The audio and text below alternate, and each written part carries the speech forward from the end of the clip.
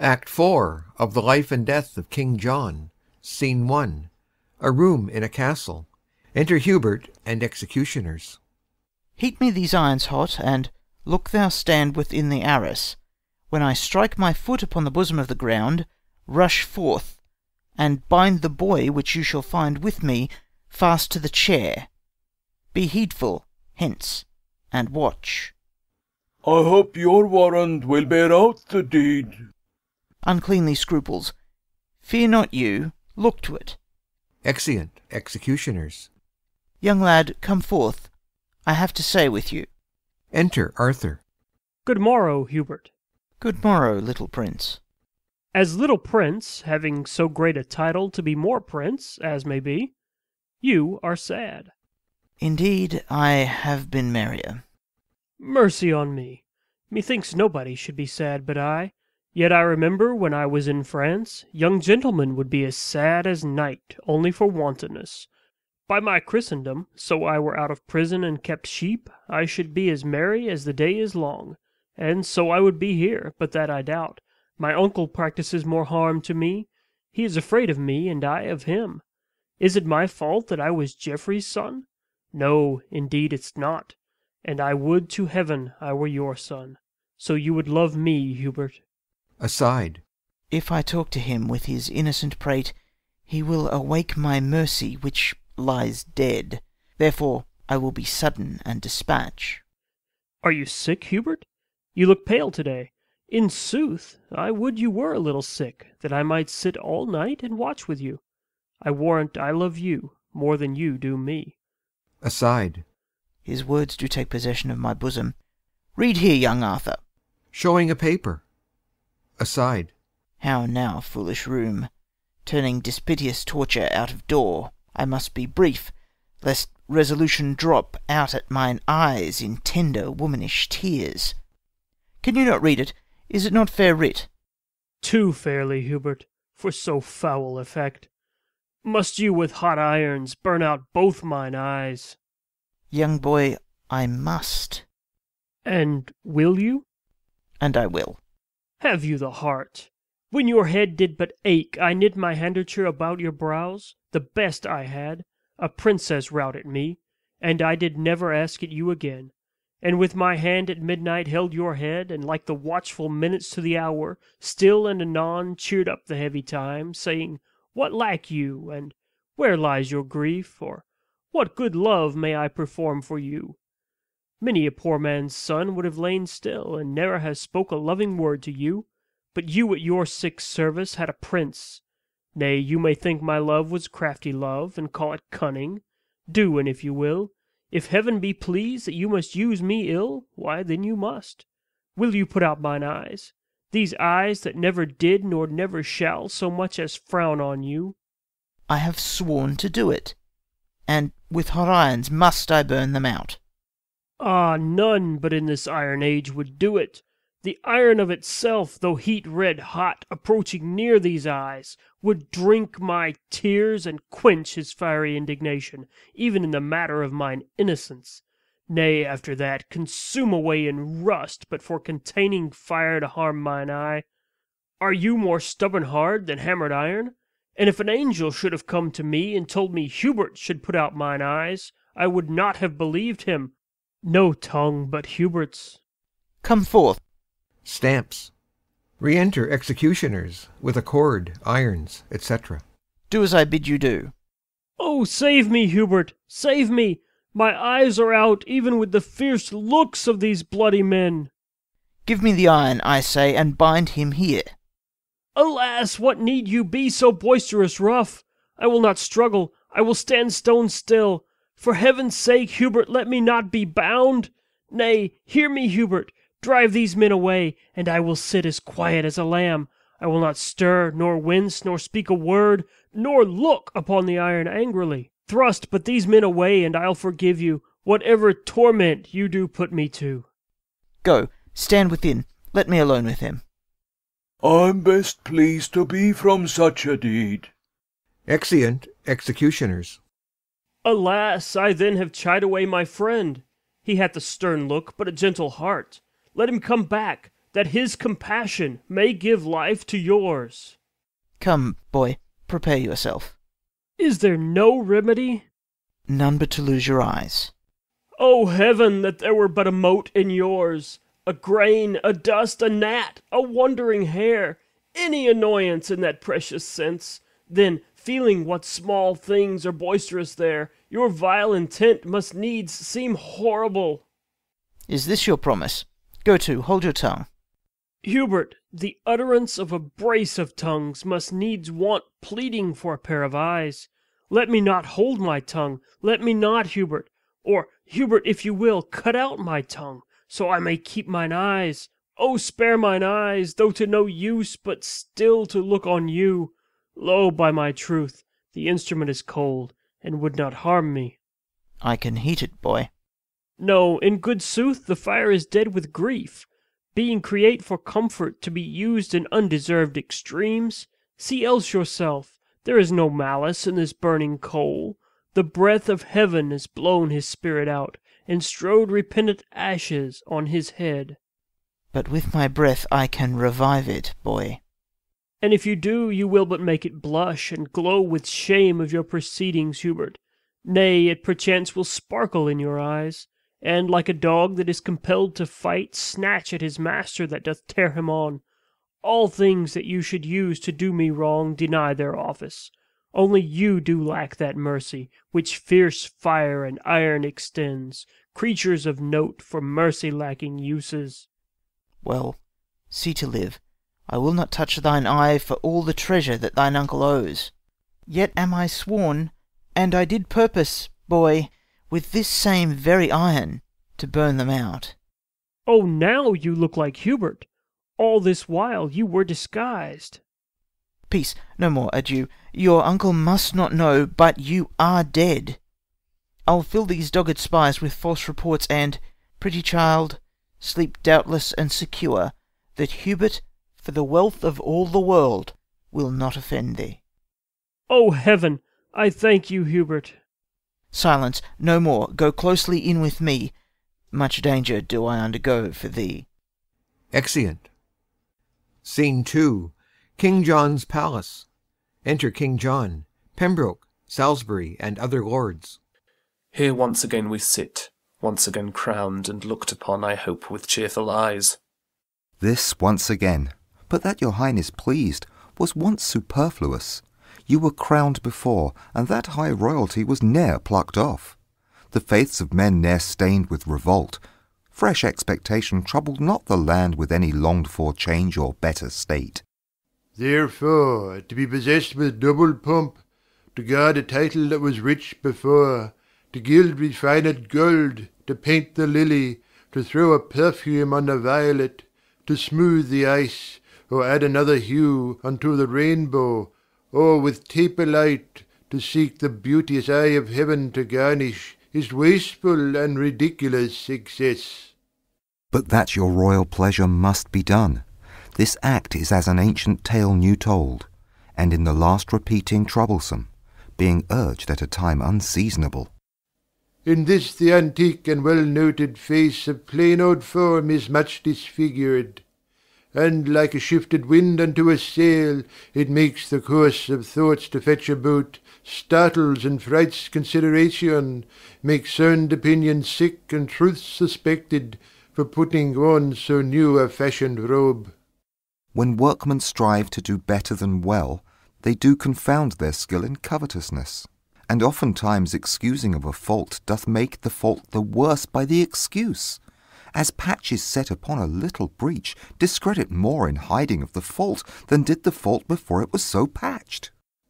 To this effect, before you were new crowned, we breathed our counsel, but it pleased your highness to overbear it, and we are all well pleased, since all and every part of what we would doth make a stand at what your highness will. Some reasons of this double coronation I have possessed you with, and think them strong, and more strong than lesser is my fear I shall endue you with. Meantime but ask what you would have reformed that is not well, and well shall you perceive how willingly I will both hear and grant you your requests. Then I, as one that am the tongue of these, to sound the purpose of all their hearts, both for myself and them, but, chief of all, your safety, for the which myself and them bend their best studies, heartily request the enfranchisement of Arthur, whose restraint doth move the murmuring lips of discontent to break into this dangerous argument. If what in rest you have in right you hold, why then your fears, which, as they say, attend the steps of wrong, should move you to mew up your tender kinsman, and to choke his days with barbarous ignorance, and deny his youth the rich advantage of good exercise? That the time's enemies may not have this to grace occasions, let it be our suit that you have bid us ask his liberty, which for our goods we do no further ask than whereupon our weal, on your depending, counts it your weal he have his liberty. Enter Hubert. Let it be so. I do commit his youth to your discretion. Hubert, what news with you? Taking him apart. This is the man should do the bloody deed. He showed his warrant to a friend of mine. The image of a wicked heinous fault lives in his eye, that close aspect of his does show the mood of a much troubled breast. And I do fearfully believe 'tis done, what we so feared he had a charge to do. The colour of the king doth come and go between his purpose and his conscience, like heralds twixt two dreadful battles set. His passion is so ripe, it needs must break. And when it breaks, I fear will issue thence the foul corruption of a sweet child's death. We cannot hold mortality's strong hand. Good lords, although my will to give is living, the suit which you demand is gone and dead. He tells us Arthur is deceased tonight. Indeed, we feared his sickness was past cure. Indeed, we heard how near his death he was before the child himself felt he was sick. This must be answered either here or hence. Why do you bend such solemn brows on me? Think you I bear the shears of destiny? Have I commandment on the pulse of life? It is apparent foul play, and 'tis shame that greatness should so grossly offer it. So thrive it in your game, and so farewell. Stay yet, Lord Salisbury, I'll go with thee, and find the inheritance of this poor child, his little kingdom of a forced grave, that blood which owed the breadth of all this isle, 3 foot of it doth hold, bad word the while. This must not be thus born, this will break out to all our sorrows, and ere long I doubt. Exeunt lords. They burn in indignation. I repent. There is no sure foundation set on blood, no certain life achieved by others' death. Enter a messenger. A fearful eye thou hast. Where is that blood that I have seen inhabit in those cheeks? So foul a sky clears not without a storm. Pour down thy weather. How goes all in France? From France to England, never such a power of any foreign preparation was levied in the body of a land. The copy of your speed is learned by them, for when you should be told, they do prepare. The tidings come that they are all arrived. Oh, where hath our intelligence been drunk? Where hath it slept? Where is my mother's care that such an army could be drawn in France, and she not hear of it? My liege, her ear is stopped with dust. The 1st of April died your noble mother, and, as I hear, my lord, the Lady Constance in a frenzy died 3 days before. But this from rumour's tongue I idly heard. If true or false, I know not. Withhold thy speech, dreadful occasion. Oh, make a league with me till I have pleased my discontented peers. What? Mother dead? How wildly then walks my estate in France! Under whose conduct came those powers of France that thou for truth givest out are landed here? Under the Dauphin. Thou hast made me giddy with these tidings. Enter the bastard and Peter of Pomfret. Now, what says the world to your proceedings? Do not seek to stuff my head with more ill news, for it is full. But if you be afeard to hear the worst, then let the worst unheard fall on your head. Bear with me, cousin, for I was amazed under the tide, but now I breathe again, aloft the flood, and can give audience to any tongue, speak it of what it will. How I have sped among the clergymen, the sums I have collected shall express. But as I travelled hither through the land, I find the people strangely fantasied, possessed with rumours, full of idle dreams, not knowing what they fear, but full of fear. And here a prophet that I brought with me from forth the streets of Pomfret, whom I found with many hundreds treading on his heels, to whom he sung in rude harsh-sounding rhymes, that ere the next Ascension day at noon your highness should deliver up your crown. Thou idle dreamer, wherefore didst thou so? For knowing that the truth will fall out so. Hubert, away with him! Imprison him, and on that day at noon whereon he says I shall yield up my crown, let him be hanged. Deliver him to safety, and return, for I must use thee. Exeunt Hubert with Peter. O my gentle cousin, hear'st thou the news abroad, who are arrived? The French, my lord. Men's mouths are full of it. Besides, I met Lord Bigot and Lord Salisbury with eyes as red as new enkindled fire, and others more going to seek the grave of Arthur, who they say is killed to-night on your suggestion. Gentle kinsman, go, and thrust thyself into their companies. I have a way to win their loves again. Bring them before me. I will seek them out. Nay, but make haste. The better foot before. Oh, let me have no subject enemies, when adverse foreigners affright my towns with dreadful pomp of stout invasion. Be Mercury, set feathers to thy heels, and fly like thought from them to me again. The spirit of the time shall teach me speed. Exit. Spoke like a spriteful noble gentleman. Go after him, for he perhaps shall need some messenger betwixt me and the peers, and be thou he. With all my heart, my liege. Exit. My mother dead. Re-enter Hubert. My lord, they say 5 moons were seen to-night, 4 fixed, and the 5th did whirl about the other 4 in wondrous motion. 5 moons. Old men and beldams in the streets do prophesy upon it dangerously. Young Arthur's death is common in their mouths, and when they talk of him, they shake their heads and whisper one another in the ear. And he that speaks doth gripe the hearer's wrist, whilst he that hears makes fearful action with wrinkled brows, with nods, with rolling eyes. I saw a smith stand with his hammer thus, the whilst his iron did on the anvil cool, with open mouth swallowing a tailor's news, who, with his shears and measure in his hand, standing on slippers which his nimble haste had falsely thrust upon contrary feet, told of a many thousand warlike French that were embatailed and ranked in Kent. Another lean unwashed artificer cuts off his tail and talks of Arthur's death. Why seek'st thou to possess me with these fears? Why urgest thou so oft young Arthur's death? Thy hand hath murdered him. I had a mighty cause to wish him dead, but thou hadst none to kill him. No had, my lord? Why, did you not provoke me? It is the curse of kings to be attended by slaves that take their humours for a warrant to break within the bloody house of life, and on the winking of authority to understand a law, to know the meaning of dangerous majesty, when perchance it frowns more upon humour than advised respect. Here is your hand and seal for what I did. Oh, when the last account twixt heaven and earth is to be made, then shall this hand and seal witness against us to damnation. How oft the sight of means to do ill deeds make deeds ill done. Hadst not thou been by, a fellow by the hand of nature, marked, quoted, and signed to do a deed of shame, this murder had not come into my mind.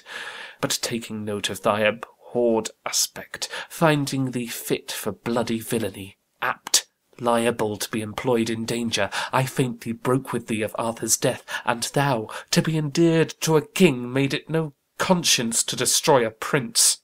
My lord.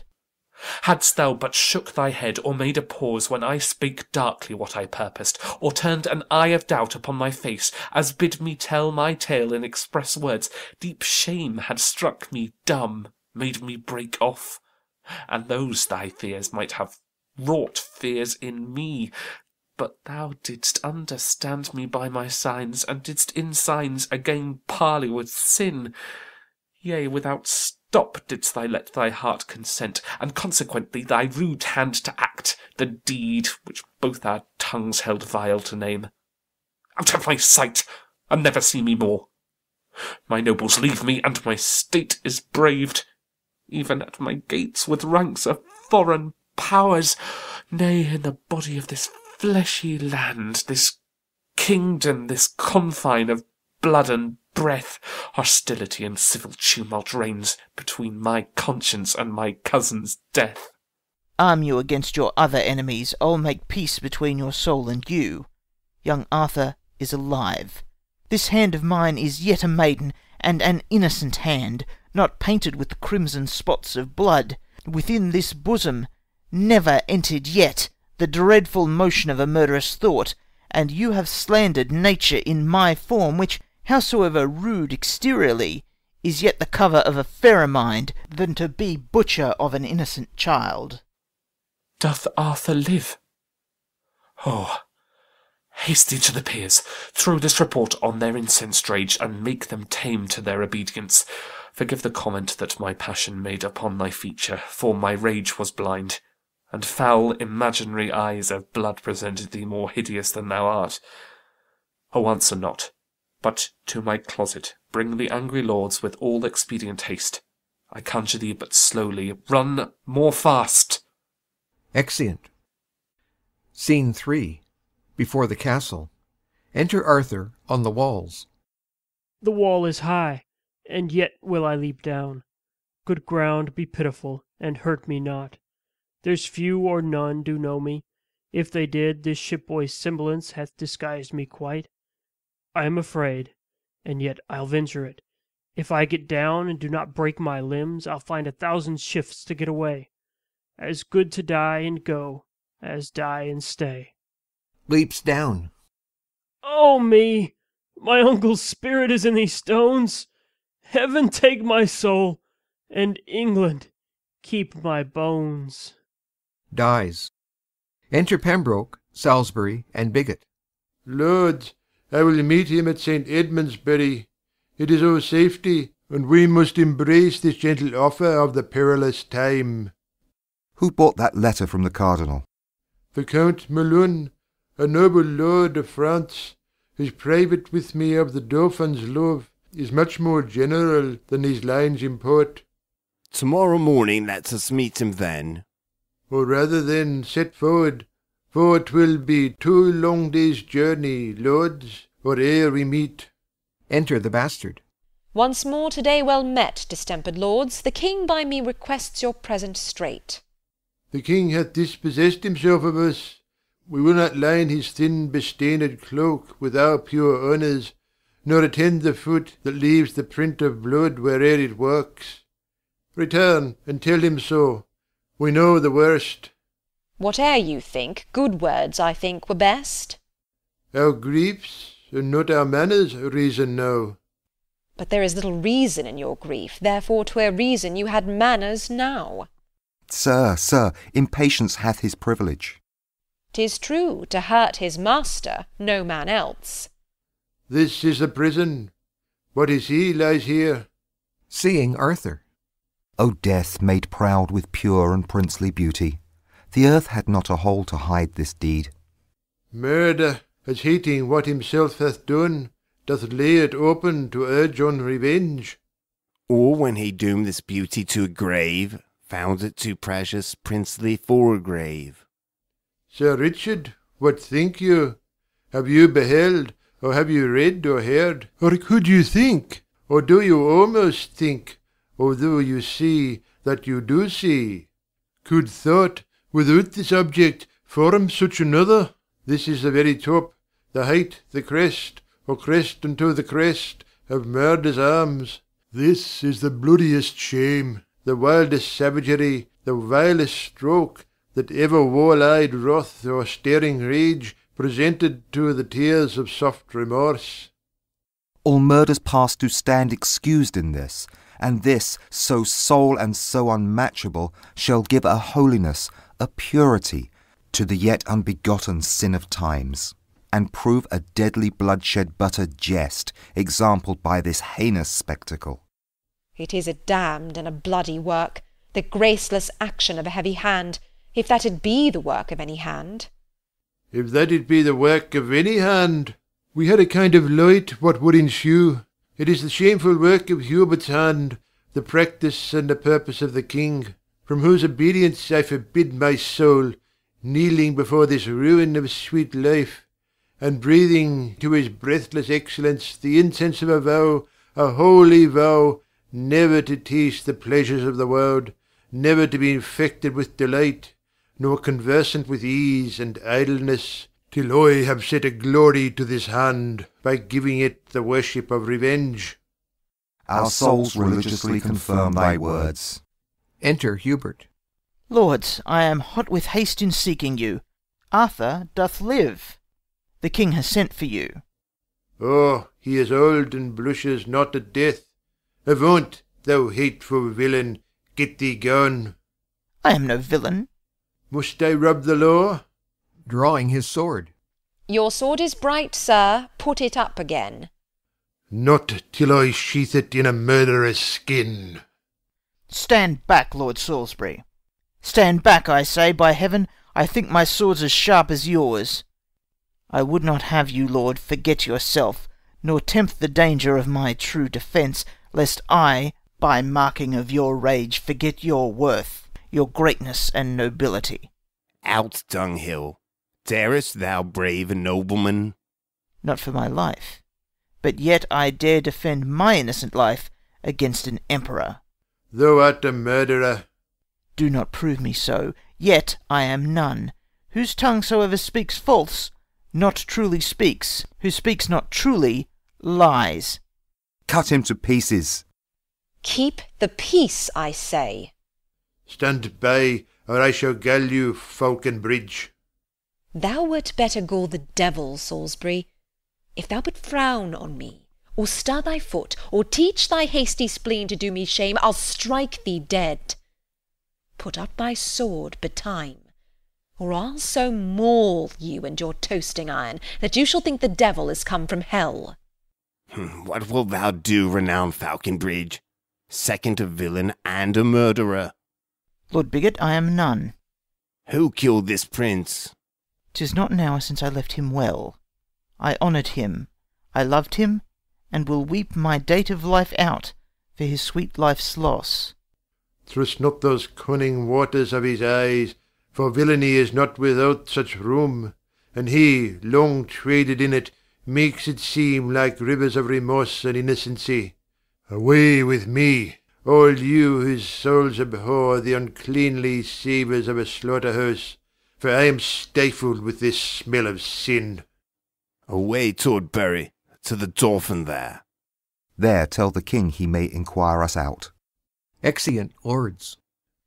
Here's a good world. Knew you of this fair work? Beyond the infinite and boundless reach of mercy, if thou didst this deed of death, art thou damned, Hubert? Do but hear me, sir. I'll tell thee what. Thou art damned as black, nay, nothing is so black. Thou art more deep damned than Prince Lucifer. There is not yet so ugly a fiend of hell as thou shalt be, if thou didst kill this child. Upon my soul. If thou didst but consent to this most cruel act, do but despair. And if thou want'st a cord, the smallest thread that ever spider twisted from her womb will serve to strangle thee. A rush will be a beam to hang thee on. Or wouldst thou drown thyself, put but a little water in a spoon, and it shall be as all the ocean, enough to stifle such a villain up. I do suspect thee very grievously. If I, in act, consent, or sin of thought, be guilty of the stealing that sweet breath which was embounded in this beauteous clay, let hell want pains enough to torture me. I left him well. Go, bear him in thine arms. I am amazed, methinks, and lose my way among the thorns and dangers of this world. How easy dost thou take all England up! From forth this morsel of dead royalty, the life, the right and truth of all this realm is fled to heaven. And England now is left to tug and scamble, and to part by the teeth the unowed interest of proud swelling state. Now for the bare-picked bone of majesty doth dogged war bristle his angry crest, and snarleth in the gentle eyes of peace. Now powers from home and discontents at home meet in one line, and vast confusion waits, as doth a raven on a sick fallen beast, the imminent decay of rested pomp. Now happy he whose cloak and cincture can hold out this tempest. Bear away that child, and follow me with speed. I'll to the king. 1,000 businesses are brief in hand, and heaven itself doth frown upon the land. Exeunt. End of Act 4.